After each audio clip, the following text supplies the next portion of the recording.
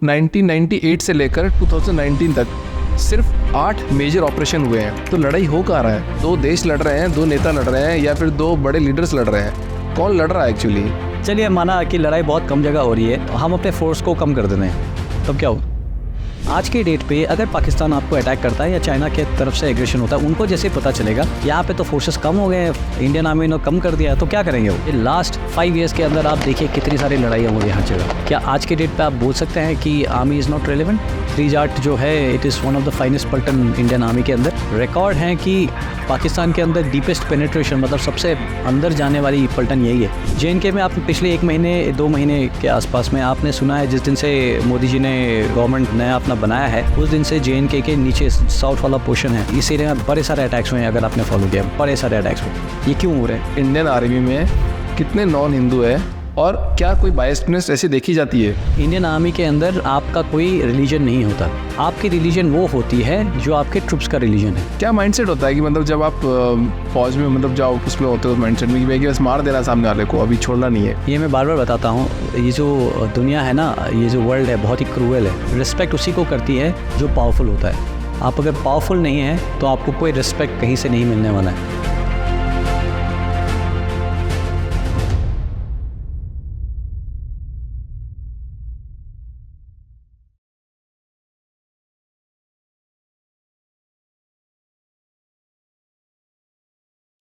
तो अगर लड़ाई की बात अपन करते हैं सर, ठीक है, सिंपल सा बहुत बेसिक क्वेश्चन बोल रहे हैं। 1990 कारगिल के बाद में सामने सामने लड़ाई नहीं हुआ, ठीक है। अब एक बात करते हैं, NSG के अंदर उसकी वेबसाइट में भी लिखा हुआ है कि 1998 से लेकर 2019 तक सिर्फ 8 मेजर ऑपरेशन हुए हैं। ओके तो लड़ाई हो कहाँ रहा है? हम कहाँ हैं? हम कहाँ किससे लड़ रहे हैं? आपने पिछले 2 महीने में जम्मू एंड कश्मीर के अंदर कितने ऑपरेशंस का सुना है? हमको जो बताया जाता है, जो मीडिया, जो ऊपर से आएगा, जो मीडिया में आएगा, जो वेबसाइट पे होगा, वो हमारे तक बात पहुंचेगी। बट आप ग्राउंड पे हो, आपने देखा है, तो मैं जानना चाहता हूँ, ऑडियंस जानना चाहती है कि इतनी ही लड़ाई हो रही है जो मेजर ऑपरेशन बताए जा रहे हैं, बट हम लड़ किससे रहे हैं? क्या हम सिर्फ जम्मू कश्मीर में ही लड़ रहे हैं? आप शायद सवाल आपका ऐसा तो नहीं है कि फ़ौज के एग्जिस्टेंस के बारे में कि इतनी फ़ौज हमने रखी क्यों है अगर लड़ाई कम हो रही है? Absolutely right. ऐसा कुछ? Okay, very very interesting. चलिए माना कि लड़ाई बहुत कम जगह हो रही है, तो हम अपने फोर्स को कम कर देते हैं, तब क्या हो? JNK में आप पिछले 1 महीने 2 महीने के आसपास में आपने सुना है, जिस दिन से मोदी जी ने गवर्नमेंट नया अपना बनाया है, उस दिन से JNK के नीचे साउथ वाला पोर्शन है, पीर पंजाल के नीचे वाला, जम्मू पुंछ वाले एरिया में, रियासी, इस एरिया में बड़े सारे अटैक्स हुए हैं। अगर आपने फॉलो किया, बड़े सारे अटैक्स हुए। ये क्यों हो रहे हैं? ये इसीलिए हो रहे हैं क्योंकि यहाँ पे जो डिवीज़न थी, यहाँ पे जो फोर्सेस थी, वो फोर्सेस को गलवान ऑपरेशन के बाद में लगा था, उस समय तक हमने ये JNK पूरा कंट्रोल कर लिया था। यहाँ पे सबसे लीस्ट अफेक्टेड एरिया होता था। ऐसे पड़ी थी यहाँ पे फोर्सेस, जैसे आप कह रहे हैं ना ये तो ऑपरेशन कर नहीं रहे, तो ऐसे किसने बताया ये तो ऑपरेशन कर नहीं रहे, हटाओ यहाँ से इसको। तो उनको हटा करके वहाँ पे चाइना बॉर्डर में लेके गया गया, यहाँ पे एक गैप पड़ गया। ओके। और इसी गैप को एक्सप्लॉइट करके आज के डेट पे यहाँ पे ऑपरेशंस हो रहे हैं। और पिछले 2 महीने के अंदर हमने बहुत अपने बेहतरीन जवान उसमें खोए हैं। आज के डेट पे अगर पाकिस्तान आपको अटैक करता है या चाइना के तरफ से एग्रेशन होता है, उनको जैसे पता चलेगा कि श्रीमान यहाँ पे तो फोर्सेस कम हो गए हैं, इंडियन आर्मी ने कम कर दिया है, तो क्या करेंगे वो? तो क्या आगे एक ही झटके तुरंत अटैक करने के लिए रेडी है? कितने दिन के अंदर आपको लगता है कि अटैक कर सकते हैं? आप समझ रहे हैं? एक दिन में शायद नहीं हो पाएगा, आपको 1 हफ्ता 1 महीने की ज़रूरत कम से कम आपको पड़ेगी। बट उस दौरान क्या आप अपनी फोर्सेस रेज कर पाएंगे? वहाँ पे आप तैनात कर पाएंगे? क्या वो वहाँ पहुँच पाएगा? 1962 से पहले जब हमने बहुत बुरी तरह से हार का सामना किया था हमने चाइनीज़ के साथ में, उससे पहले हमारा एक माइंडसेट आ गया था, सिर्फ हमारा नहीं, पूरे दुनिया भर में ये माइंडसेट था, जिसमें हमारे देश के अंदर बहुत ज़्यादा था कि अब वो जंग का टाइम ख़त्म हो गया है, अब वो जंग नहीं होने वाली है, अभी अमन और शांति के दिन है। चाइना हिंदी, चाइना भाई भाई, हिंदी चीनी भाई भाई, ऐसे वाली चीज़ें चल रही थी। और लड़ाई हो गया। आज के डेट पे आप पिछले जितने भी साल से आप लीजिए, लास्ट 5 years के अंदर आप देखिए कितनी सारी लड़ाइयाँ हो रही है हर जगह। क्या आज के डेट पे आप बोल सकते हैं कि army is not relevant? When you see so many wars, आप अपने देख लीजिए बांग्लादेश के अंदर क्या हो गया है अभी। आपके 2 हॉस्टाइल तो यहाँ पे है। You look at Ukraine and Russia, कब से वो लड़ाई किए जा रहे हैं। ईरान और इसराइल के हालात बिगड़ती जा रही है। यूएस हर जगह कोशिश कर रहा है। यूएस अभी फ्री बैठा है, आप देख लो। अभी तक सारा रिकॉर्ड है कि यूएस ही हर जगह जा करके गदर मचाते हैं और कुछ ना कुछ कर देते हैं। वो फ्री बैठे हैं और अगला टारगेट ढूंढ रहे हैं कि अब जो हमने इतना बड़ा फैक्ट्री और इंडस्ट्री लगा लिया है वेपन्स का, तो इसको हम कहाँ इस्तेमाल किया जाए। वो ज़माना गया। मैं वो वाइकिंग्स टाइप की जब बात कर रहा था कि जंग होगी तो मैं यहाँ से तैयार हो जाऊँगा, वो फोर्स को आते आते 2 महीना लगेगा, 2 महीने में मेरी फोर्स, किसी को टाइम नहीं लगना। हेलीकॉप्टर्स पैराट्रूपर्स आकर के ऐसे बैठेंगे आपकी जगह पे, आपको पता भी नहीं चलेगा क्या हुआ। तब आप कहाँ से फोर्स तैयार करेंगे, है कि नहीं। You need a professional army. And Pakistan के साथ तो लाइन ऑफ कंट्रोल है। लाइन ऑफ कंट्रोल में eyeball to eyeball, मतलब हम यहाँ बैठे हैं, वो 70 मीटर 80 मीटर 100 मीटर 150 मीटर अलग अलग जगह अलग अलग पोस्ट में बैठे हैं। आपका एक पोस्ट हटा दीजिए, वहाँ से इन्फिल्ट्रेशन शुरू हो जाएगा। वो तो ताक में रहता है कि कहाँ से गैप मिल गया मेरे को, उसके बावजूद वो वहाँ पे फोर्सेस इन्फिल्ट्रेट कर रहे हैं, जहाँ से आकर के आपके ये सारे जो मिलिटेंट्स हैं वो इन्फिल्ट्रेट हो रहे हैं। तो अगर गैप मिल भी गया, मान लो अगर एक ने अटैक कर भी दिया, तो हम तो उतने सक्षम है ना कि वहाँ पे अगर अभी अभी तुरंत हम कर सक्षम सकते है, क्योंकि हमारी फोर्स सक्षम है, क्योंकि उनको हमने अभी निकाला नहीं है, इसीलिए तो वहीं तो कमिटेड हैं। आर्मी जब जंग नहीं होती ट्रेन कर रही होती है, और आर्मी का होना ही एक डेटरेंस है। क्या है, एक डेटरेंस है कि इसकी आर्मी बहुत सक्षम है, यहाँ पे पंगे मत लो। बट आपने अगर वो आर्मी को कम कर दिया, आप समझ रहे, पहला गेम, पहला लड़ाई जो है वो साइकोलॉजी का है। अगर आपकी आर्मी सक्षम नहीं है, आपकी आर्मी प्रोफेशनल नहीं है, तो आपको कोई भी आकर के डोरमैट की तरह इस्तेमाल करेगा। तो क्या सब लोग ये ताक में बैठे हैं क्या? 2 देश लड़ रहे हैं, दो नेता लड़ रहे हैं, या फिर 2 बड़े लीडर्स लड़ रहे हैं? कौन लड़ रहा है एक्चुअली? मतलब आज अगर एज ए सिविलियन हम सोचें, 140 करोड़ लोग हैं, हम ये सोचें कि हमको खतरा किससे है, हमको कौन वो करना चाहता है। ये जो दुनिया है ना, ये जो वर्ल्ड है, बहुत ही क्रूएल है। रिस्पेक्ट उसी को करती है जो पावरफुल होता है। आप अगर पावरफुल नहीं हैं तो आपको कोई रिस्पेक्ट कहीं से नहीं मिलने वाला है। आज आप पावरफुल हैं तो आपको छोटे मोटे देश आपको रिस्पेक्ट करते हैं। आप अगर कल पावरफुल नहीं रहेंगे तो कोई भी आपको आकर के निचोड़ के खा जाएगा। शक मत रखिए। इवन छोटे छोटे कंट्रीज़ में, किसी के साथ नेम नहीं करना चाहता हूँ, छोटे छोटे कंट्रीज़ भी आपको आंख दिखाने के लिए तैयार हो जाते हैं बॉर्डर डिस्प्यूट्स के साथ में। आप अगर कहीं भी गूगल करेंगे आपको मिल जाएगा। आप समझ रहे हैं, आप एक बड़ी कंट्री हैं, आप स्ट्रांग हैं, इसीलिए आपसे हर कोई पंगे नहीं ले रहा है। द मोमेंट यू फील कि आपको वो पावर रखने की ज़रूरत नहीं है, तो इट इज़ ऑल गॉन। तो इसीलिए world is a very very very nature cruel चीज़ है। आपने कभी शिकार होते हुए देखा है? टीवी में देखा होगा, शेर किसी का, वो सोचता है कि यहाँ से खून निकल रहा है, इसकी आँख नहीं खाऊँ मैं, इसके, वो तो झपट पड़ता है ना। तो वैसे ही है, आपको स्ट्रॉन्ग बन करके रहना पड़ेगा, और स्ट्रॉन्ग बनने के लिए army is a very important part of it. आप मुझे ऑपरेशन के बारे में बताइए ना, किस तरह से ऑपरेशन होते हैं। अगर मान लो अगर आपने ऑपरेशन की तैयारी करी, और वो एक मूवी आई थी जहाँ पे एक पुलिस वाला चंदन माथुर को गोली मारने वाला होता है, वहाँ पे उसको फ़ोन आता है कि यार चंदन माथुर को मारना नहीं है क्योंकि सरकार पलट गई है। आप भी ऑपरेशन पे आप खड़े हो और आपको भी एक फ़ोन आता है कि स्टॉप। ऐसा कभी हुआ आपके साथ? नहीं, बिल्कुल ऐसा ही कुछ हुआ है। But I won't say it is political angle to it. कोई पॉलिटिक्स नहीं रहा है इसमें, कुछ और एंगल रहे हैं जिसके वजह से। आप बताओ ना, आपके साथ हुआ तो होगा, पक्का हुआ होगा। ऐसे हुआ था। एक कैंप थी जिसमें देयर वर 40 मिलिटेंट्स, एंड मैं जगह होगा कुछ आपको नहीं बताऊंगा। 40 मिलिटेंट्स, हमने ड्रोन्स कराए, एंड वी सो प्रिसाइसली कहाँ पे हरकत हो रही है। एंड फिर we went for that operation. And वो ऑपरेशन में हमने इतने अच्छे से ऐसे पढ़ के अंदर था, और अच्छे से एकदम, मतलब उनके इतने पास में बैठ करके, हमारे बंदे 50-60 मीटर से बैठ करके एक एक चीज़ ऑब्जर्व कर रहे थे कि 3 आदमी खाना खा रहा है, 2 आदमी लेटरिन गया है, 1 आदमी उसके बाहर गाना गा रहा है, 4 आदमी बर्तन धो रहा है, 6 आदमी क्लास में बैठा है। इस टाइप का हमने इतनी तैयारी के बाद, एंड हमने जब ये ऑपरेशन करना था तो हमें बताया गया कि आप उनको छेड़ेंगे नहीं, वापस आ जाएंगे। क्योंकि शायद वहाँ पे क्या हुआ था, कुछ सिविलियंस आए थे, और वो सिविलियंस जैसे चावल दाल राशन वाशन देने के लिए आते हैं, तो वो वहाँ पे आए थे, और हमारी हायरार्की को शायद ऐसा कुछ लगा कि वो सिविलियंस हर्ट ना हो जाए, तो आप उसको डिस्टर्ब मत कीजिए। अच्छा, ये 40 मिनट में ये बताना भी ज़रूरी है कि ऐसा नहीं था कि सारे वेपन्स के साथ थे, तो थोड़ा कन्फ्यूजन था, थोड़ा वो था कि ऐसा ना हो कि स्पेशल फोर्सेस वाले वहाँ पे पहुँच गए हैं और सारे के सारे कुछ मतलब सिविलियन या अनार्म्ड लोगों को भी। तो हमारी गवर्नमेंट मतलब या हमारे फोर्सेस इतना भी ख्याल रखती है कि भैया जो अनार्म्ड है या सिविलियंस है उनको हानि नहीं पहुंचना चाहिए। मिलिट्रीज आज नहीं मरा कल मर जाएगा, उसकी लाइफ है ही कितनी, है कि नहीं? आज नहीं मरा कहीं और कल मर जाएगा, तो मार देते हैं। तो जाने दो उनको, आज कल मर जाएगा ना खुद आकर के। तो वो ये मुझे ऐसा ऑपरेशन था जिसमें मुझे बहुत अफसोस हुआ था, क्योंकि इसके लिए हमने बहुत तैयारी की थी और वी वर वेरी क्लोज, हम बहुत क्लोज थे सक्सेस के। बट जो भी है, तो आपके साथ एक घटित हो ही गया, मतलब जो फिल्मों में दिखाया जाता है वो सही दिखाया जाता है।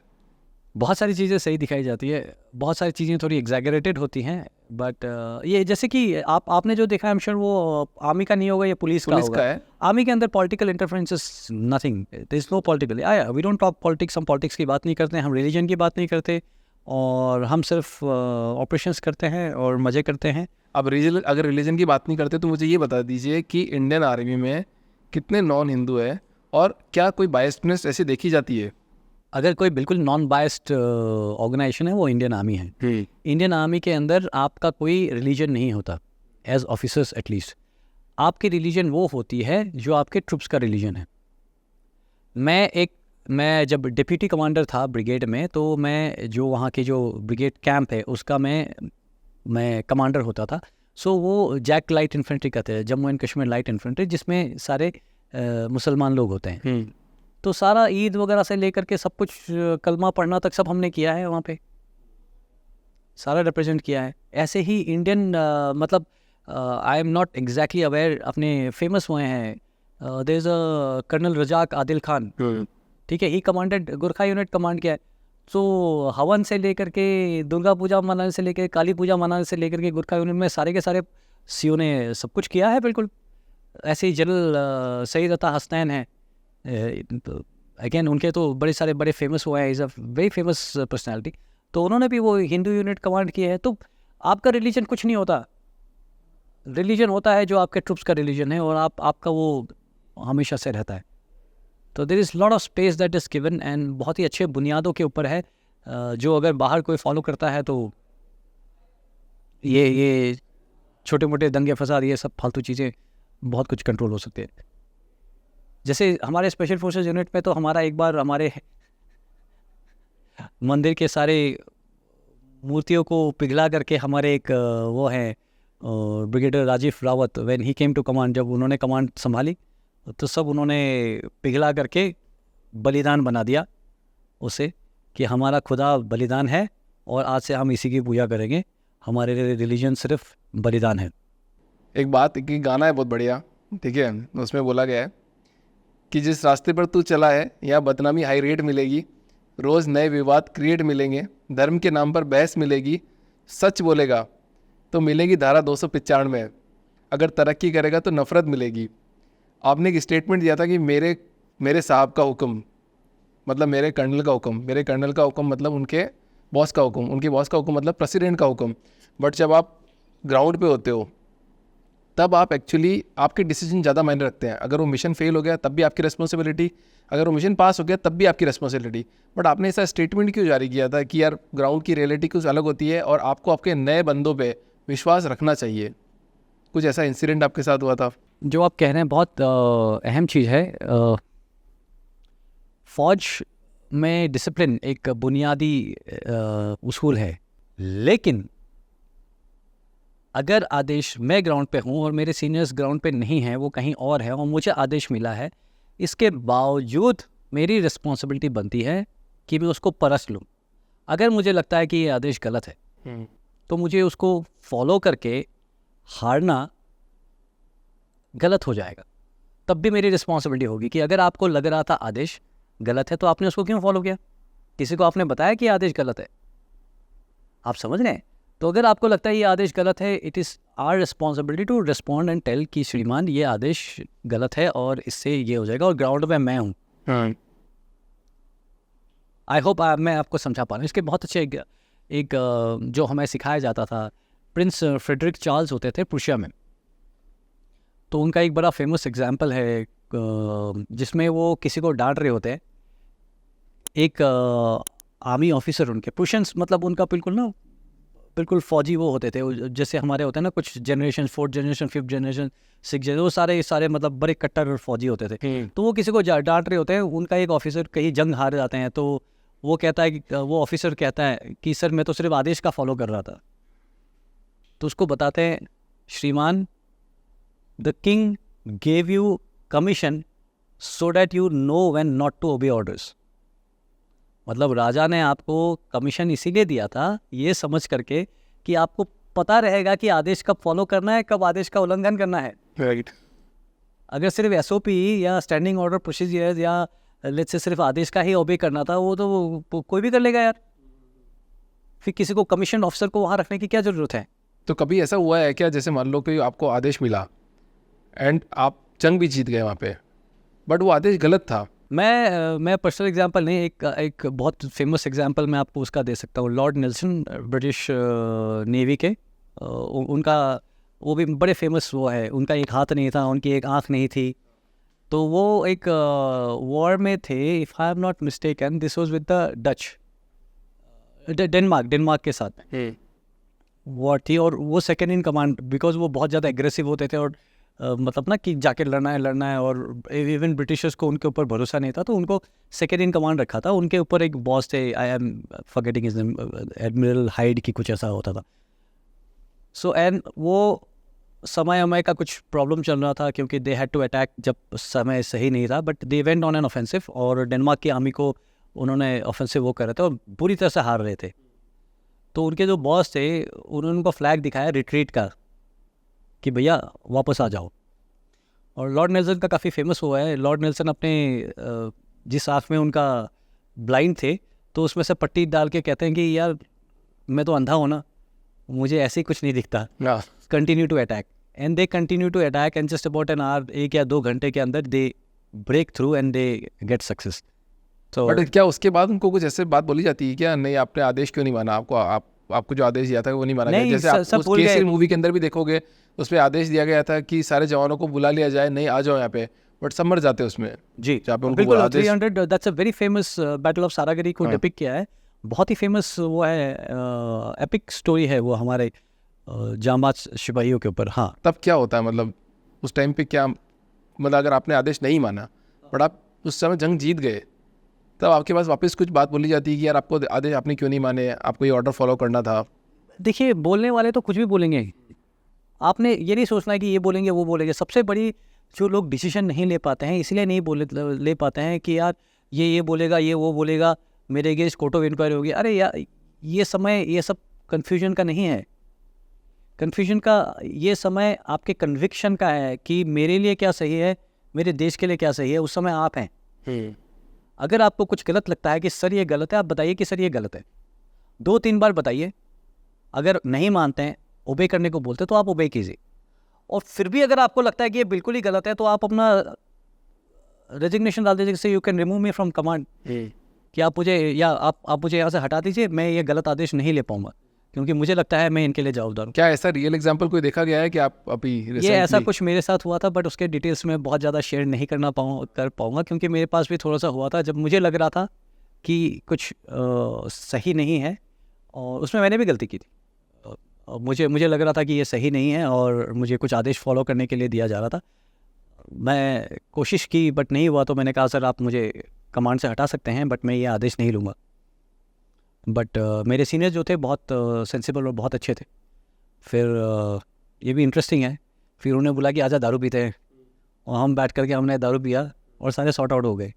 तो इसीलिए सबसे ज़्यादा दारू क्यों पी जाती है? मिलिट्री में बोला जाता है कि सबसे ज़्यादा दारू वही पी जाती है। नहीं, ऐसा नहीं है। बाय ट्रस्ट में, मैं अभी बाहर आया हूँ, मैं देखता हूँ कि सिविलियंस कैसे दारू पीते हैं। हाँ। तो army is a very organised और बहुत अच्छा वो है। और दारू पीने का मतलब वो नहीं है कि एक साथ बैठ करके सोशल हो रहे हैं, आप खुल करके किसी के साथ अपना वो रख रहे हैं, मतलब अपने पक्ष को रख रहे हैं। वो भी समझते हैं, वो भी थोड़ा रिलैक्स हैं।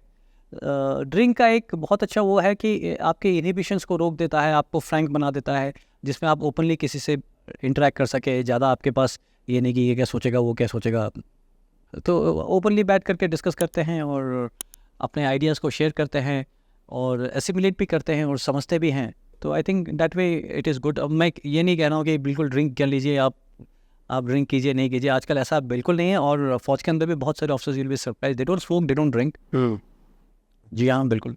तो लड़ाई के टाइम पे ड्रिंक करना ज़्यादा ज़रूरी होता है? कोई ज़रूरी नहीं है। लड़ाई के टाइम पे आप इन मोस्ट केसेस आपको ड्रिंक करना अलाउड भी नहीं होता है, स्पेशली इंडियन आर्मी के अंदर। और यूएस आर्मी वगैरह के अंदर तो जब वियतनाम में थे उनको केस भर करके क्रेट भर के बियर भी भेजा जाता था कि आप पियो। हमें भी लगता था जब हम यंगस्टर्स थे कि यार वो तो बियर पी के लड़ाई करते हैं और तो क्या मज़ा आ रहा है क्या आपको लड़ाई करने में? नहीं नहीं, लड़ाई सीरियस बिजनेस है। लड़ाई is a profession, serious business है। अगर आपने डिसीजंस लेना है और आप अगर वो डिसीजंस नशे के इन्फ्लुएंस में लेते हैं तो आप सही डिसीजन कभी नहीं ले पाएंगे। आपके एक डिसीजन से आपके जवानों के आपके साथ के सबके जान जा सकती है। मजाक थोड़ी चला हुआ है। बट यूएस आर्मी, अगर आप ये बोल रहे हो कि हम एक प्रोफेशनल आर्मी है और आप दूसरी तरफ स्टेटमेंट दे रहे हो कि यूएस में ऐसा उनका कल्चर अलग है, उनका कल्चर हमारा कल्चर। हमारे यहाँ तो स्टेट्स के अंदर लिकर वो नहीं है। आपको अपने आप को समझना है ना। वो यूएस वाला वो बच्चा टीनेज से बियर पी करके शुरू करता है तो उसका कल्चर ही अलग है, उसका परसेप्शन हर चीज़ का अलग है। आप सडनली बोलें कि मैं आज से यूएस आर्मी बन जाऊँगा, आज से तो हम एकदम बियर पियेंगे, तो आप नहीं बन पाएंगे। समय आएगा। हाँ, ठीक है। और ये बोलना भी ज़रूरी नहीं है कि वो अच्छे हैं हम अच्छे हैं, सब अपने जैसे हैं। लड़ाई उससे नहीं जीती जाती कौन अच्छा है, सिर्फ उससे लड़ाई नहीं जाती।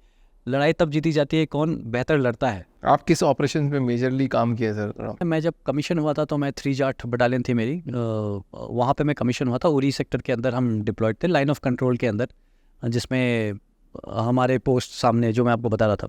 तो मैं इनिशियली वहाँ पे डिप्लॉयड था, बट ज़्यादा टाइम इनके साथ नहीं रहा। एंड वहाँ से मुझे लगा कि स्पेशल फोर्सेस जाना चाहिए कि और कुछ और थोड़ा जोश वाला काम करते हैं। तो I opted for special forces और मेरी यूनिट 21 पैरा स्पेशल फोर्सेस है।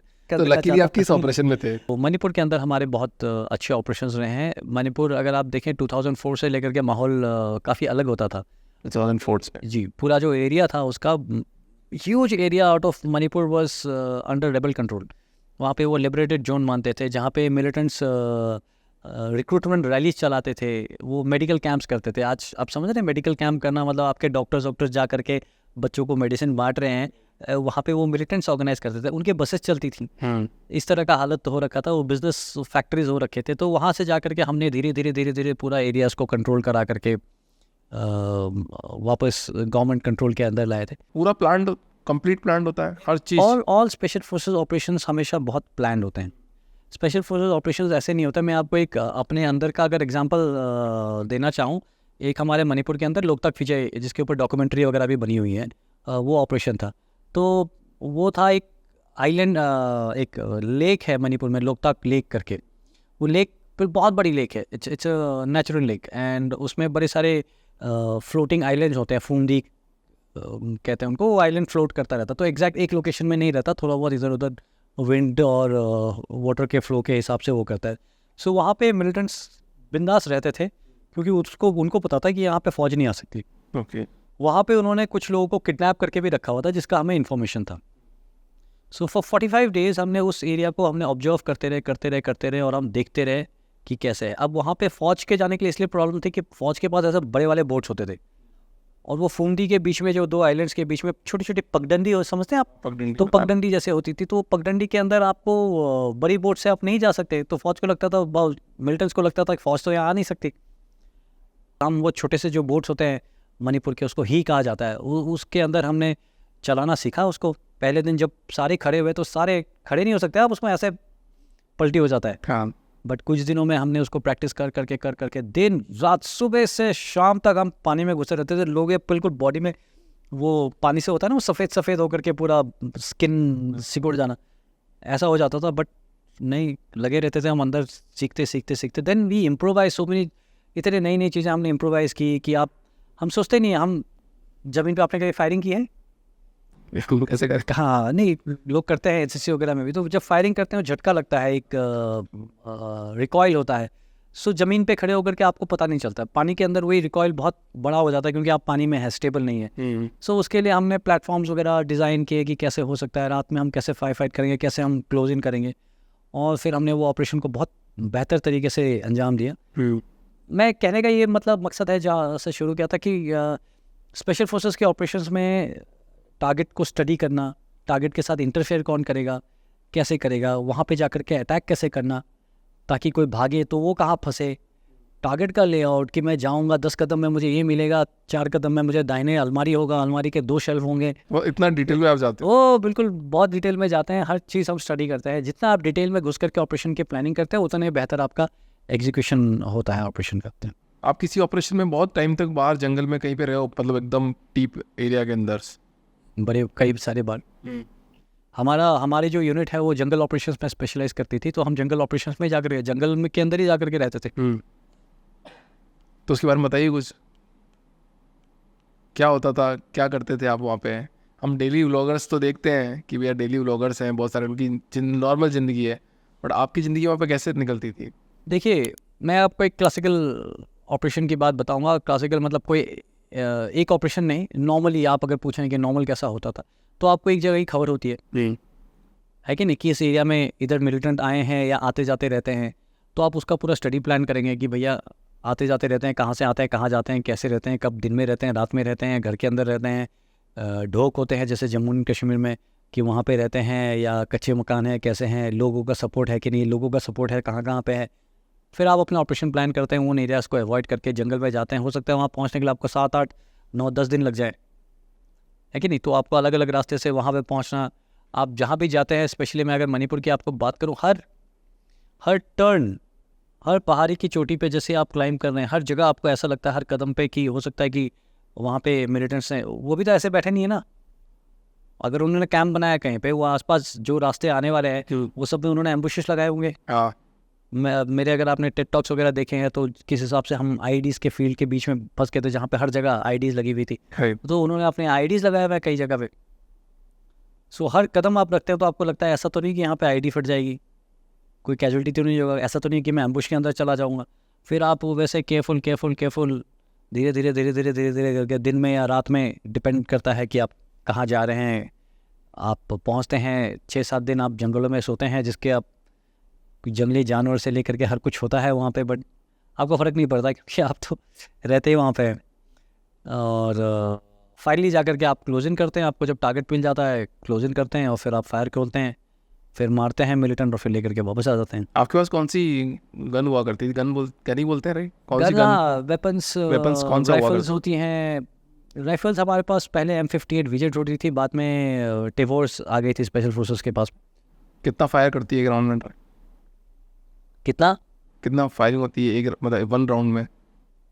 मतलब 1 मिनट के अंदर हाँ। I am exactly I think 200-300 rounds तो शायद कर देगी जब वो ऑटोमेटिक उसमें होती है। अदरवाइज हम ऑटोमेटिक में नॉर्मली कोई भी फोर्स ऑटोमेटिक में हमेशा ज़्यादा नहीं करती है, कुछ सिलेक्टेड लोग होते हैं वही करते हैं, अदरवाइज हमेशा सिंगल राउंड ही होता है। वो तो तब है कि आप कहीं फंस गए एम्बुश के अंदर, बहुत ज़्यादा भरी तादाद में आपको फायर डालना, तो आप ऑटोमेटिक में करते हैं, अदरवाइज नॉर्मल। तो आपको जैसे आप जब आए सर्विस के अंदर, तो आप क्या माइंड सेट ऐसा था कि यार कहीं जहाँ पे जंग हो रही हो, जहाँ पे कुछ हो रहा हो, वहाँ पे मेरा डिप्लॉयमेंट हो, वहाँ मैं जाऊँ? सबका माइंड सेट ऐसा होता है सब, क्योंकि प्रैक्टिकल तो नहीं करते ना अपन। जब आप ट्रेनिंग कर रहे हो, गोली लगना, एक असली गोली लगना, गोली मार के तो नहीं बताएगा कि गोली लगेगी तो इतना दर्द होगा। ऐसे ट्रेनिंग में तो नहीं होता होगा, आई गेस। तो नहीं होता है, गोली लग जाती है तो पता चलता है कि साला गोली लग गई। इनफैक्ट मेरे कमीशन होने के 6 महीने के अंदर मुझे गोली लग चुकी है। 6 मंथ के अंदर? 6 months of service after I got commission मेरे को कहाँ पे लगी सर? घुटने में। हाँ, लकी, ठीक है, गॉड इज़ बीन काइंड। मैंने बड़े सारी गलतियाँ की हैं, उसके बहुत ज़्यादा डिटेल में मैं नहीं जाना चाहता हूँ, बट वो कहाँ पे, किस जगह पे, किस ऑपरेशन में? एक ऑपरेशन था, वो ज़्यादा डिस्कस करना ठीक नहीं है क्योंकि वो उसमें बड़ी सारी गलतियाँ की हैं, और वो इसीलिए मैं डिस्कस नहीं करना चाहता हूँ कि उसके प्रॉब्लम्स इश्यूज़ हैं। तो ऐसी बातें नहीं करना ही बेहतर है। चलो, अगर अपन ये बात कर रहे हैं तो मैं आज बोल रहा हूँ कि पॉडकास्ट में जो भी मिलिट्री सर्विस से आउट हुए हैं, जो निकले हैं बाहर, जो निकल चुके हैं, जो रिटायर्ड हो रहे हैं, फिर जल्दी निकल रहे हैं, वो सब पॉडकास्ट में आ रहे हैं। क्या कोई आपकी बातों से कोई ऐसा ऑपरेशन प्लान कर सकता है? क्योंकि एक इंटरनेट पे एक वीडियो वायरल हुआ था, मैं आपको बता रहा हूँ। वीडियो ये वायरल हो रहा है कि एक बंदी अपना बर्थडे शेयर करती है, एक बंदी अपना फ़ोटो दिखाती है, पापा मम्मी का फ़ोटो दिखाती है, सब कुछ दिखाती है, और एक हैकर उसकी वो सारी डिटेल लेके छोटी छोटी डिटेल लेके उसका पूरा बैंक अकाउंट खाली कर देता है। तो इतनी छोटी छोटी बातों को पकड़ के कोई एक छोटा सा हाईजैकर, छोटा सी क्रिमिनल उसका बैंक अकाउंट अगर हैक कर सकता है, तो आप लोग जब इतने पॉडकास्ट में जा रहे हो, बात कर रहे हो, इतनी बातें कर रहे हो, और आप नहीं, बहुत सारे लोग जा रहे हैं, बहुत सारी बातें कर रहे हैं, तो एक्चुअली क्या ऐसा पॉसिबल है कि कोई भी एक ऑपरेशन प्लान किया जा सके आपकी स्मॉल बातों को निकाल के?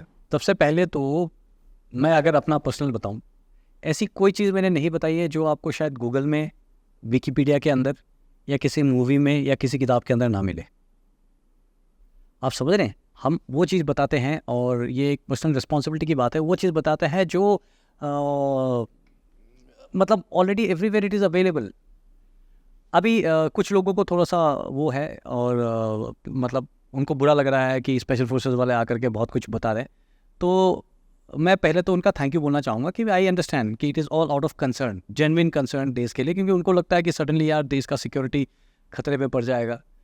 बट ये समझना ज़रूरी है कि देश का सिक्योरिटी मतलब कैसे, जो चीज़ें हम बता रहे हैं ये सारी आप मूवीज़ से लेकर के, जैसे मैंने आपको बताया है, हर जगह है। मैं अगर स्काई मार्शल के बारे में बता रहा हूँ, मेरे से बहुत ज़्यादा जो मैं कुछ बता, वो योद्धा मूवी में आप देख लीजिए, हाँ, उसमें है। आप कारगिल का ऑपरेशंस देख लीजिए, शेरशाह मूवी आप देख लीजिए। आप समझ रहे हैं? हम वही कुछ किस्से वो बताते हैं। अब किसी ने बताया कि एक हमारे सीनियर हैं, उन्होंने किसी अपने पॉडकास्ट में स्पेशल फोर्सेस के वेपन्स के बारे में बताया। अभी मैं आपको बताता हूँ, आप गूगल कीजिए, विकिपीडिया के अंदर स्पेशल एक्शन ग्रुप एनएसजी के अंदर क्या कौन कौन से वेपन्स हैं, आपको सारे डिटेल्स मिल जाएंगे। कौन कौन से वेरिएंट है किस वेपन का, वो भी आपको मिल जाएगा। राइट। अब लोगों को सडनली ये झटका क्यों पॉडकास्ट के थ्रू लग रहा है? क्योंकि अब जैसे आपके जो फॉलोअर्स हैं, आपके जो सब्सक्राइबर्स हैं, they have probably never read a book on special forces, have they?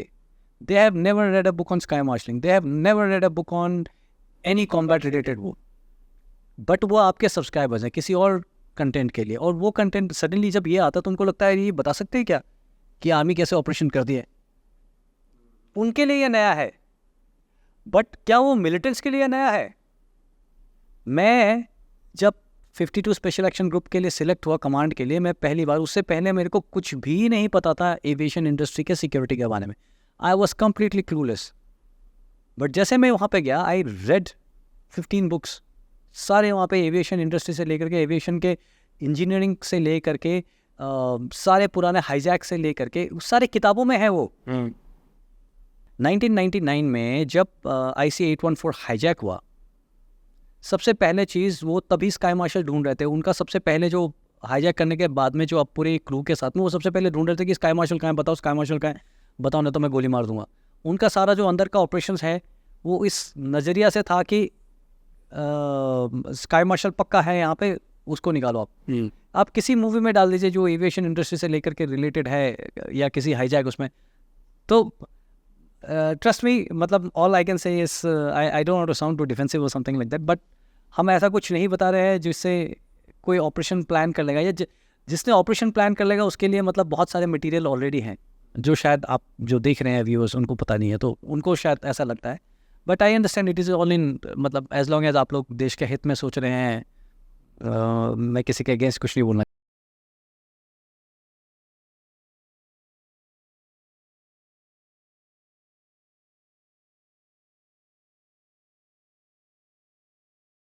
चाहता हूँ। तो हमने स्लीपर सेल के बारे में भी सुना था, जो आगे मूवी में बता दिया कि स्लीपर सेल्स भी होते हैं, नाम ही पहली बार सुना था उस टाइम पे। वाह, मैं नहीं बोल रहा हूँ, ये अक्षय कुमार ने बताया मूवी में। अक्षय कुमार ने बताया कि स्लीपर सेल होते हैं। जी होता है। तो सच्ची में स्लीपर सेल होते हैं क्या? बिल्कुल होता है।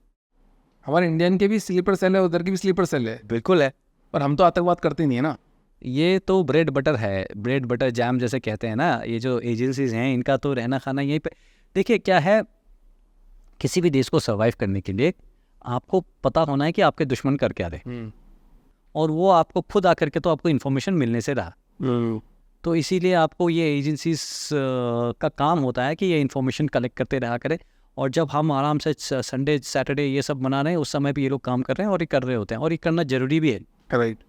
इसको आप ओपनली नहीं कह सकते हैं कि हम ये काम करवा रहे हैं। अगर होगा तो अब कोई भी मना कर देगा कि हम तो नहीं करवा रहे, क्योंकि एक्सेप्टेबल नहीं है। जैसे कि अगर कनाडा में भी हम अगर कोई ऑपरेशन करते हैं तो कल अगर कैनेडियन प्राइम मिनिस्टर कुछ बोलता है तो हम ओपनली नहीं बोल सकते कि सिमन हम नहीं कर रहे, बट नहीं कराना भी गलत होगा ना, हाँ, क्योंकि नेशनल सिक्योरिटी की बात है। मतलब थोड़ा सी भी इसमें गलती की गुंजाइश नहीं है। बहुत महंगा पड़ेगा। क्योंकि खाने के लिए तो बैठे हैं लोग सब। बिल्कुल, जैसे आपने बताया कि अब भी इस समय क्या कर रहे हैं, अभी भी प्लानिंग कर रहे हैं, और किस हद तक कौन सा ऑपरेशन आगे बढ़ चुका है वो भी आपको नहीं पता है। मतलब हर वक्त हर देश पे ये खतरा मंडरा रहा है कि यार उस देश को कब तबाह हो जाए। यस, आपके आसपास देख लीजिए, आप माहौल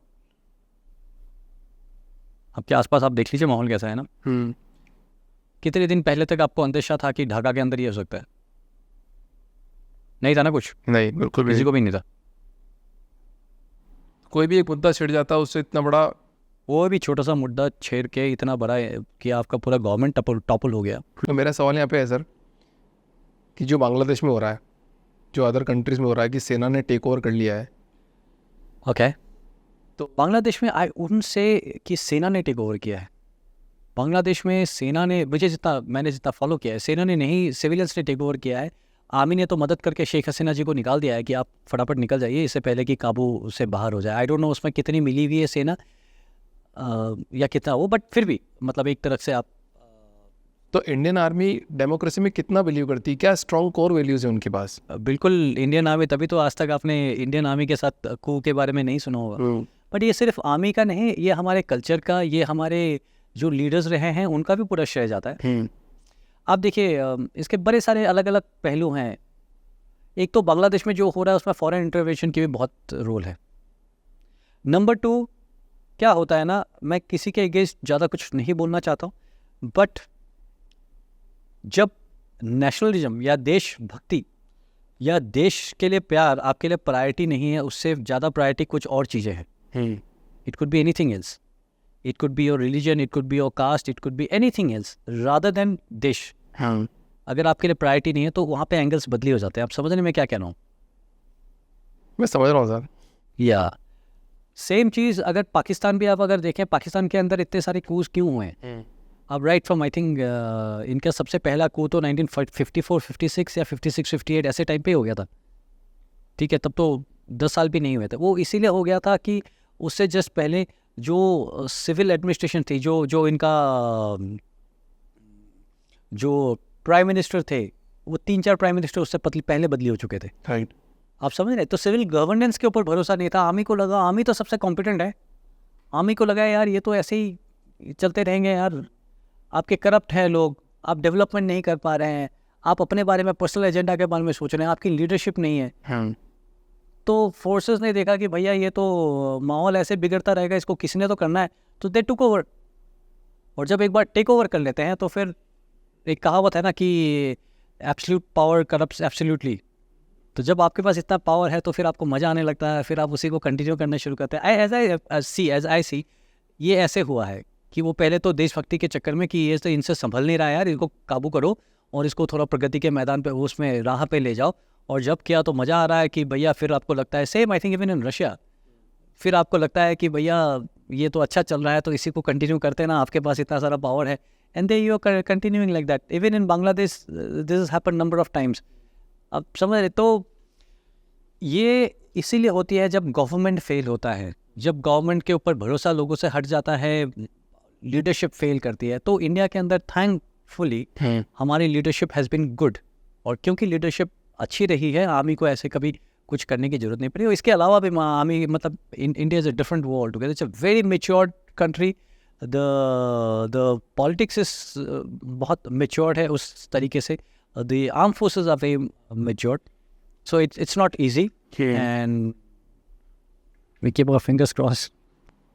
अमरनाथ वाला जो बस यात्रा वाला जो अटैक हुआ था कुछ सालों पहले आज से, तो वहाँ तो ऐसे सवाल भी नहीं उठाया गया कि जो बस ड्राइवर लेके गया वो 8:30 बजे बाद वहाँ बस रोड पे क्यों जाता है, कितने सालों से चला रहा है, उससे कोई पूछताछ नहीं होती है। किसी एक आर्मी ऑफिसर ने उस बारे में बात भी छेड़ी कि यार इस बारे में बात नहीं होती। इसके बाद हमारे एक नेताजी सत्यपाल सिंह जी ने भी ये बात बोली कि यार ये हमारी गलतियों की वजह से ये वाला अटैक हुआ था। तो कोई इंसाइडर ज़्यादा इंसाइडर की वजह से होता है, करप्शन की वजह से होता है, या फिर वास्तव में वो लोग इतना डीप एनालिसिस करते हैं कि यहाँ पे अटैक करना ही करना है? देखिए, इनसाइडर अटैक जो आप कह रहे हैं, इनसाइडर थ्रेट एक बहुत अहम चीज़ है। और कहीं भी अगर आपने कुछ ऑपरेशन प्लान करना है तो बहुत ही इम्पॉर्टेंट है, बट उसके लिए कुछ अलग तरह के ऑपरेशन चाहिए आपको। अगर किसी बर्ड्स के ऊपर अटैक करना है तो उसको इनसाइडर थ्रेट नहीं बोलेंगे, वो आपके अपने सोर्सेज को जो बता देगा कि हर दिन इस ट्रैक के ऊपर ये बच जाती है, यहाँ पे आर्मी के डिप्लॉयमेंट है नहीं, आप आकर के कभी भी मार दो तो कोई भी जा करके मार देंगे। आप समझ रहे हैं मेरे को? अगर लेट्स से इनसाइडर थ्रेट की बात वहाँ हो सकती है कि आपने कोई सेंसिटिव इंस्टॉलेशन है उसको आपने टारगेट करना है, तो आपको चाहिए इनसाइडर थ्रेट। और इनसाइडर थ्रेट आज के डेट पे अगर करना है तो मतलब अगर पॉडकास्ट देख करके नहीं होंगे उसके लिए जो ये एजेंसीज हैं, इंटरनेशनल एजेंसीज जो हैं, लाइक पाकिस्तान का ISI, वो एजेंसी महीनों प्लान करके, सालों भी प्लान करके लोगों को प्लान करती है, आपकी हायरार्की में ऐसे लोग बनाते हैं जिससे आपको पूरे वही लोग मिलेंगे, एंड दे गेट एक्सेस, चाहे वो हनी ट्रैपिंग से हो, चाहे किसी को ब्राइबरी से हो, चाहे किसी को ब्लैकमेल से है, चाहे किसी को किडनैप करके उसके बच्चों को किडनैप करके उसको फोर्स किया गया है, और ऐसे लोगों को लाइन पे अलाइन कराता है, and then you get information जो आपको चाहिए जिससे आप ऑपरेशन प्लान करते हैं। तो ये होता है? बिल्कुल होता है, ऐसा ही होता है, ऐसा ही होता है। अगर मेरे को कुछ करना है तो मतलब आप समझ रहे हैं, मेरे को अगर कुछ सेंसिटिव इंस्टॉलेशन पे अगर टारगेट करना है तो उसके जो की हैं, सिक्योरिटी वाला आदमी हो जो पासेस देता है, या उसके हायरार्की में जो 3-4 लोग हैं जो अंदर चेकिंग करने वाले हैं, ये 3-4 लोगों को एक साथ मैं लाइन पे टारगेट करूँगा। उनको कैसे टारगेट करूँगा? डायरेक्टली उस बंदे को शायद टारगेट नहीं करूँगा मैं आप किसी को एग्जांपल नहीं दे रहा हूँ, ये मैं इसीलिए बता रहा हूँ, आपको शायद पता नहीं है। आप there are so many books, there are books by way of deception by, ये मोसाद के ऊपर है, आप उसको पढ़िए, यू विल गेट आइडिया कि कैसे होता है। आप लोगों को लगेगा कि ये तो आइडिया दे रहा है मिलिटेंट्स को। अरे श्रीमान, मैं आपको नहीं दे रहा हूँ आइडिया, जिसने करना है वो एजेंसी ऑलरेडी चला रहा है, ये वो सब कर रहा होगा ऑलरेडी वो कर रहा है। हम भी ये पॉडकास्ट इसलिए कर रहे हैं ताकि लोगों को अवेयरनेस हो, ये सब हो रहा है, हम तो सिर्फ बात कर रहे हैं कि देखो ऐसा होता है। या तो वो बंदे का ट्यूशन मास्टर को ब्लैकमेल करके, वो बंदे के साथ लिंक करके, वो फादर को लिंक करके, या किसी के वाइफ का किसी के साथ वो चल रहा है उससे वो निकाल करके ब्लैकमेल करके, ये सब 3-4 आदमी जो आपके रास्ते पे आने वाले हैं सबको अलाइन करके, and then you plan an operation कि आपको पूरा फ्री पास अंदर तक कैसे मिल जाए। So things are like that. ये आज मैं और आप बैठ के यहाँ पे पॉडकास्ट कर रहे हैं, वो मिलिटेंट्स जो है ये एजेंसी से ये प्लान कर रहा है कि अगला स्ट्राइक कहाँ करेंगे। तो हमारी इंटेलिजेंस भी इतनी स्ट्रॉन्ग है, हमारी वो बहुत स्ट्रॉन्ग है, वो भी पक्का प्लान कर रहे हैं कि कैसे रोका जाए। हाँ, कैसे रोका जा रहा है कैसे रोका जाए, कैसे उनको भी टारगेट करेंगे। और ये तो intelligence agencies are like that. Agniveer एक स्कीम आई थी सर, अभी भी चल रही है। बिल्कुल राइट, उसमें 4 साल का ही कमीशन है, मतलब एक बोला जाता है कि 4 साल ही आपको दिए जाएंगे। तो एक जवान के पास ना तो मोटिवेशन रहा है, बट 4 साल के बाद जब वो छोड़ देता है तब वो हथियार चलाना सीख के छोड़ता है। तो इतने सारे लोग बेरोजगार हथियारधारी अगर बनते हैं, ये मुद्दा चल रहा है, क्रिमिनल माइंडसेट बनने में टाइम नहीं लगता है। अगर कोई, आपने बोला कि पावर अगर आपके पास है, मूवीज़ में भी बताते हैं अगर गन है तो बड़ा मज़ा आ रहा है ठोकने में। तो ये जो असमंजस चल रहा है, इज इट राइट? और आपके क्या थॉट प्रोसेस है इसमें? देखिए, अग्निवीर जो स्कीम है, पहले तो इसको मैं थोड़ा सा वो कर देता हूँ, सही गलत कुछ नहीं बोलूँगा मैं, ये एक एफर्ट था। हाँ, ठीक है, एफर्ट मतलब आप नया चीज़ ट्राई नहीं करेंगे तो कभी आप इम्प्रूव नहीं करेंगे, पहला चीज़ तो है कि नहीं। कुछ आप नया ट्राई करेंगे तभी आप इम्प्रूवमेंट की तरफ जाएंगे। कुछ चीज़ें वर्कआउट करेंगी, कुछ चीज़ें वर्कआउट नहीं करेंगी। जब कुछ चीज़ें वर्कआउट कर जाती है तो बहुत अच्छा है, जब चीज़ें वर्कआउट नहीं करती हैं तो उसको चेंज किया जाता है, अमेंड किया जाता है। जितना मुझे पता है कि अग्निवीर ट्राई किया गया था और ऑलरेडी इसके ऊपर रिव्यूज़ चल रहे हैं कि शायद ये अगले 1-1.5-2 साल के अंदर रिवाइज हो जाए, इसके जो पॉलिसीज़ हैं वो रिवाइज हो जाए। अग्निवीर क्या कहता है कि आप कोई भी भर्ती होता है उसको 4 साल का पहले प्रोबेशन पीरियड दिया जाएगा। हाँ, 4 साल के प्रोबेशन पीरियड के अंदर अगर आप अच्छे हुए तो 25% मतलब 4 में से 1 आदमी सिलेक्ट होगा। सो इसमें ये बोलना कि मोटिवेशन नहीं है वो गलत होगा, क्योंकि आप गए हैं, चलो आपका सिलेक्शन एक फेज़ में नहीं 2 फेज़ में हो गया है। पहले फेज़ में आप अंदर चले गए तो लेट्स से उसके अंदर आप और मेहनत कीजिए और आप वो 1 में होने की कोशिश कीजिए। ओके, है कि नहीं? आपको कोई ये नहीं कह रहा है कि आप सिलेक्ट ही नहीं होंगे। आपको अपॉर्चुनिटी मिल गई है, मतलब आप समझ रहे हैं, जैसे कि अलग अलग वो होता है ना कि रिटर्न क्लियर कर लिया, अभी मैंने अग्निवीर का सिलेक्शन रिटर्न क्लियर कर लिया है, अभी मैं अंदर जा करके वो इंटरव्यू क्लियर करना है। तो 4 साल आपको दिया जाता है, आपको अपने आप को प्रूव करेगा, आप अगर अच्छे हैं आप प्रूव कीजिए। तो ये अग्निवीर का सोच था, विच मैं बिल्कुल एग्री नहीं करता हूँ, या मेरे को लगता है कि मे बी 4 में से 1 क्यों, अगर 4 में से 3 अच्छे हैं तो 3 क्यों सिलेक्ट करें हम। राइट, मेरा सोच वो है कि उनको थोड़ा सा वो देना चाहिए कि ज़रूरी नहीं है कि 4 में से 1 क्यों, आपको अगर 4 में से 3 अच्छे लगते हैं 3 आप सिलेक्ट कर दीजिए, बट ये प्रोबेशन पीरियड रखना कि ठीक है, मतलब उससे क्या है, वो 4 साल और अलर्ट रहेंगे ना, जैसे कि प्रोबेशन में बहुत मेहनत करते हैं या बहुत वो करते हैं, जिसमें एक्चुअली एक आदमी को पहचानने के लिए एक इंटरव्यू या वो दौड़ पास करके आ गया है, उसको आप कर लें, शायद हो सकता है कि मुश्किल हो। और ये भी मेरा मानना है कि 4 साल भी बहुत बड़ा समय है। 4 साल, वो 4 साल के अंदर जवानों का मैं समझ सकता हूँ, वो जो जवान जाएगा बेचारा, वो 4 साल के अंदर उसको शादी भी हो जाती है उनकी, राइट, और जब तक अग्निवीर है उसकी शादी नहीं होती बेचारे की क्योंकि पता नहीं ना आगे कि होगा। पता नहीं, और लड़की वालों को भी नहीं पता कि यार तो अग्निवीर क्या है, कि ये इसको नौकरी रहेगी नहीं रहेगी, वो भी नहीं पता। हाँ, मेरे को ये सवाल भी है कि मतलब जी। बहुत सारे लोग मतलब आपको जाना है, इंडियन आर्मी में जाना है, तो आपसे पैसा खा लेंगे, आपसे एग्जैक्टली पैसा खा लेंगे, उनको गाइडेंस भी ठीक से मिल नहीं पाती है। और आजकल जो अग्निवीर की सिलेक्शन है, मतलब that selection is tough, difficult है। मतलब कुछ सवाल तो ऐसे हैं कि मैंने जब पहली बार क्वेश्चन पेपर देखा मुझे शौक आया, वो फ्लैंक कांस्टेंट से लेकर के देखा, ये तो हम कब के भूल चुके थे। वो बेचारे, हाउ कैन यू एक्सपेक्ट, वो बेचारा जवान बनने के लिए इतनी तैयारी करनी पड़ती है। बट जितना ही कंपटीशन है, जितने ही ज़्यादा लोग जाना चाहते हैं, तो ये रहेगा, और इसीलिए हमने अपनी एकेडमी स्टार्ट की है। And I am sure at least will be able to make कुछ लाइफ्स में हम चेंजेस कर पाएंगे। तो ये फ्रॉड से बचना हो तो क्या करना पड़ेगा? आपकी अवेयरनेस, आपको बस बेसिकली पता होना चाहिए कि कोई आपका पैसे लेकर के भर्ती करा ही नहीं सकता। आपको वो जो सिस्टम है ना, मतलब ट्रस्ट द सिस्टम, आपको सिस्टम पे भरोसा होना चाहिए कि ये फ्रॉड वाला है ही नहीं। स्पेशली इंडियन डिफेंस फोर्सेस के अंदर आपने वो एग्ज़ाम पास करना पड़ेगा तरतीबवार, कोई आपसे पैसे लेकर के नहीं करा सकता। आप तरतीबवार एग्ज़ाम दीजिए, अगर आप सिलेक्ट हो गए तो आप चलते रहिए।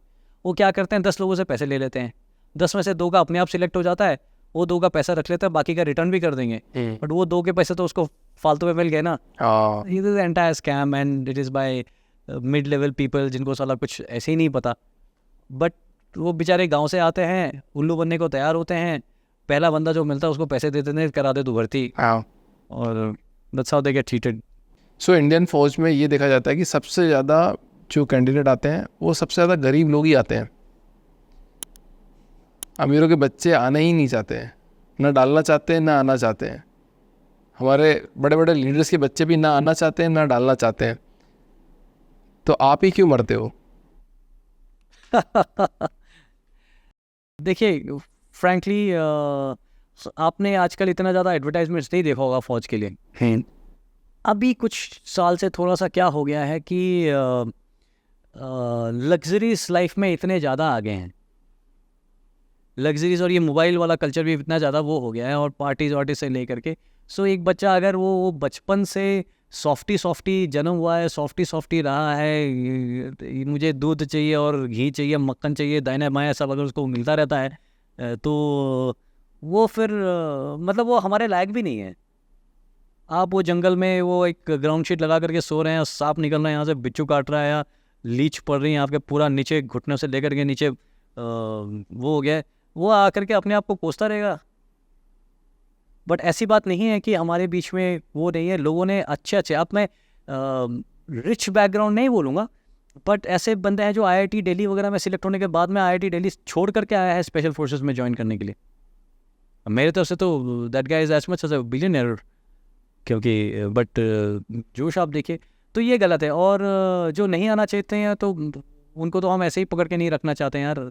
हर कोई तो आकर के, कितने लोग तो लाइन में खड़े हैं, उनको ऐसे ही मौका नहीं मिलता सिलेक्शन के लिए। तो हर क्या सबकी बस की नहीं है, उसकी बस की है जो जिसने थोड़े से लाइफ में हार्डशिप्स सहे हैं, और जो उससे ज़्यादा इंपॉर्टेंट है हार्डशिप्स अगर आपने नहीं भी सहे, आप हार्डशिप्स सहने को तैयार हैं। प्रोफेशन में तो आपका ऐसा भूत बनने वाला है जो आप सोच भी नहीं सकते, है कि नहीं? या 3 महीना आपको सोने नहीं मिलेगा, आप पिट्ठू उठा करके घूमते रहेंगे, 1 रन से वापस आए हैं, आपको रस्सी के ऊपर चढ़ाएंगे, आपको भी कीचड़ के अंदर लेटे हुए हो, कभी आप रात को जाग जाग करके आप गाड़ियाँ गिन रहे हो, कहाँ से क्या हरकत हुआ है, आप सर्विलेंस ऑपरेशंस में कर रहे हो, आप छुप छुप के अपने जंगल में रह रहे हो, ना सोने का ठिकाना ना रहने का ठिकाना। पर्सपेक्टिव ये है कि मतलब जिसको करना होगा वो करेगा। या पर्सपेक्टिव वो कि हर किसी के बस का नहीं है, हर कोई कर भी नहीं सकता, ठीक है। बट जो लोग में जोश है या जुनून है या कुछ करना चाहते हैं, जो आकर के ये लाइफ जीना चाहते हैं, तो वो अगर राजा का बच्चा भी है तब भी आ रहे हैं। चलो thank you so much sir. हो आपको मज़ा आया हो? थैंक यू अभिषेक मुझे तो जी। आया, पर आपको ज़्यादा आना चाहिए था। नहीं, thank you Abhishek ji, it was really wonderful interacting with you.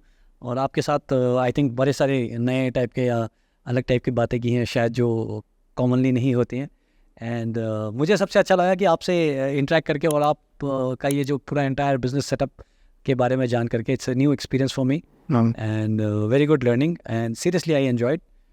Thank you so much for having me on the show, you and the entire team of the Powerful Humans. Thank you so much sir.